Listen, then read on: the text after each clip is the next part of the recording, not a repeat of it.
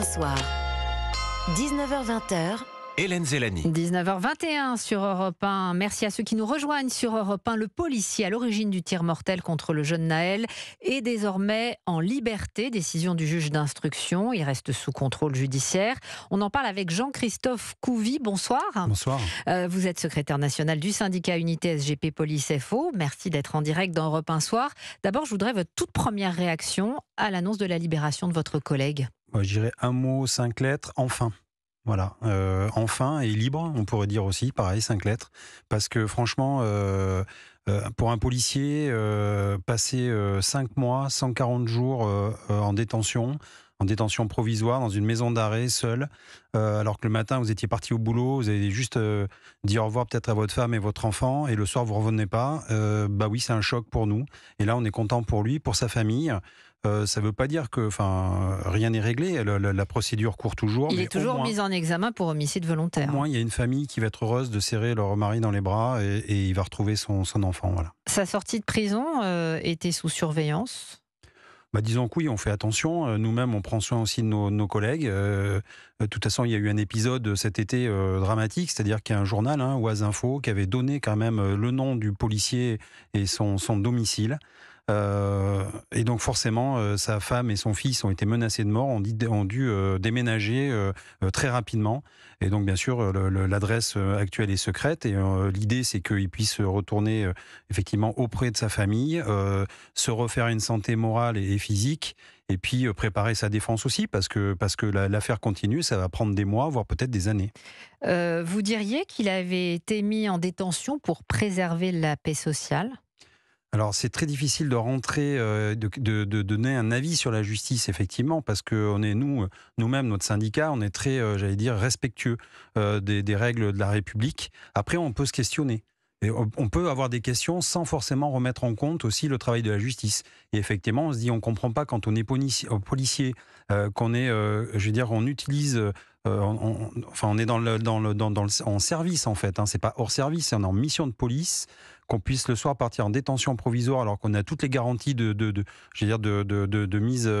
On se met à disposition, de mise à disposition auprès de la justice. Oui, ça nous interroge. Et ça nous interroge parce que ça arrive dans un temps où effectivement il y a eu des émeutes inédites et on voit bien que depuis 5 mois, notre collègue n'a pas pu sortir alors qu'il y a eu plusieurs demandes. Et donc, s'il y avait un acharnement quelque part, alors, en disant pourquoi plusieurs demandes et pourquoi celle-là est acceptée ? Alors celle-là, après, on se réfère effectivement à la décision de la justice sous le contrôle judiciaire, parce que des auditions ont été faites avec les parties civiles, avec le collègue, et donc la procédure a commencé à avancer, et donc il n'y aurait pas, d'après le magistrat, le risque de faire pression ou d'être rentré en contact avec les parties civiles.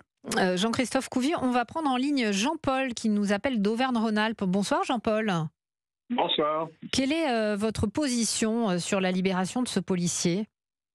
Écoutez, j'adhère à 100% à ce que vient de dire notre syndicaliste, qui connaît bien l'affaire, sans doute mieux que je ne la connais moi-même.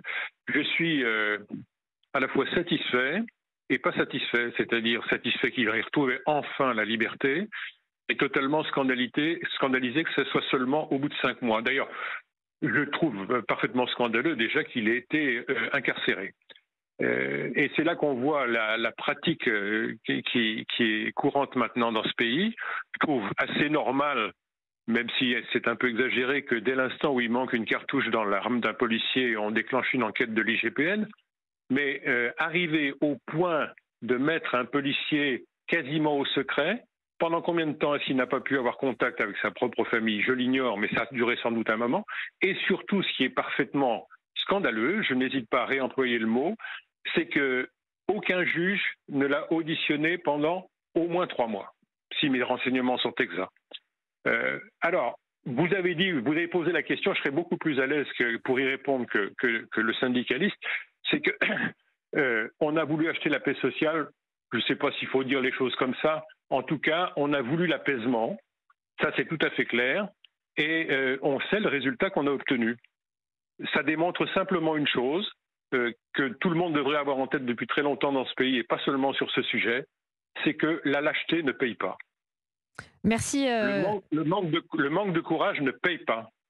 Merci Jean-Paul. Je rappelle tout de même que ce fonctionnaire de 38 ans est donc mis en examen pour homicide volontaire et qu'un garçon de 17 ans est mort dans cette affaire. Il ne s'agit absolument pas de prendre position sur ce que va décider la justice, mais évidemment on ne peut pas dire il est coupable ou non. C'est la justice qui décidera. Vous l'avez rappelé, Jean-Christophe Couvi, la mort de Nahel avait entraîné de très violentes émeutes. Personne ne l'a oublié. Est-ce que vous pensez, est-ce que vous craignez que cette libération puisse éventuellement réactiver la rancœur de certains ? Oh, la rancœur de certains, oui, sûrement, même politisée, j'allais dire. On va voir les réactions de l'ultra-gauche, d'ailleurs, dans cette histoire encore. On les attend un petit peu. Mais après, quand on regarde, d'ailleurs, c'est intéressant de regarder les émeutes. Il y a eu une enquête de l'IGA, c'est l'Inspection Générale de l'Administration et l'Inspection Générale de la Justice. Donc, il y a un audit.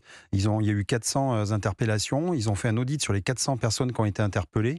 Et en fait, ils en ont tiré des conclusions, en fait.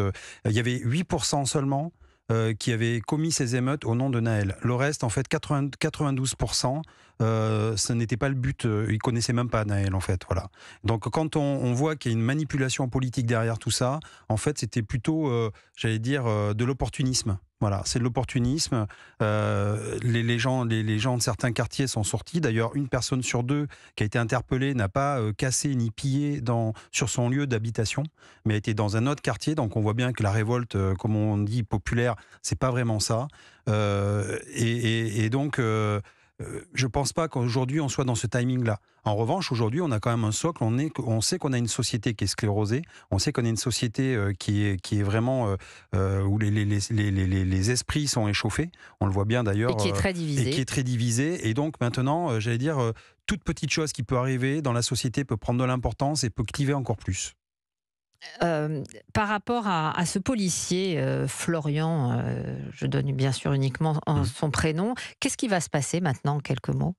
C'est quoi la suite pour lui ? La suite, déjà, premièrement, c'est retrouver sa famille. Je pense que nous, on n'a pas pu le voir, en fait. On n'a pas de contact. Quand une personne est en détention provisoire, il y a son avocat et sa famille proche qui peut le voir. Je pense que psychologiquement, déjà, il va falloir qu'il se reconstruise parce que je pense qu'on a... Alors, même s'il est très... on a des personnes, des collègues, des policiers qui sont quand même très forts psychologiquement. Mais vous savez, quand pour un policier, vous passez 140 jours en détention dans une cellule, en fait, c'est pas votre métier. Vous vous battez justement pour mettre les gens en prison, pas pour y aller. Donc déjà, il faut se reconstruire psychologiquement et on sera à ses côtés et l'immense majorité de la police, enfin toute la police nationale sera à ses côtés. C'est de se mettre dans une bulle. C'est déjà réapprendre à retrouver le goût de la vie et puis après se défendre parce qu'il y a toujours l'instruction qui est en cours et puis la vraie issue, ça va être de savoir si la loi a été respectée ou pas. C'est ça en fait qu'on attend nous aussi, plutôt que de faire des jugements, des tribunaux médiatiques ou populaires. Non, c'est la loi. On verra si la loi a été respectée. Nous on le souhaite. On souhaite que notre collègue soit blanchi, puisse laver son honneur. Et vous savez aujourd'hui, en fait, vous risquez votre vie, vous risquez votre honneur, vous risquez votre famille est en danger parce que quand vous êtes policier, votre famille est en danger. Et tout ça pour 2 000 € par mois. Merci beaucoup Jean-Christophe Couvi, secrétaire national du syndicat SGP Police FO. Merci d'être venu dans ce studio. On marque une petite pause, on se retrouve juste après pour parler de l'opération militaire israélienne en cours à l'hôpital Al-Shifa dans la bande de Gaza.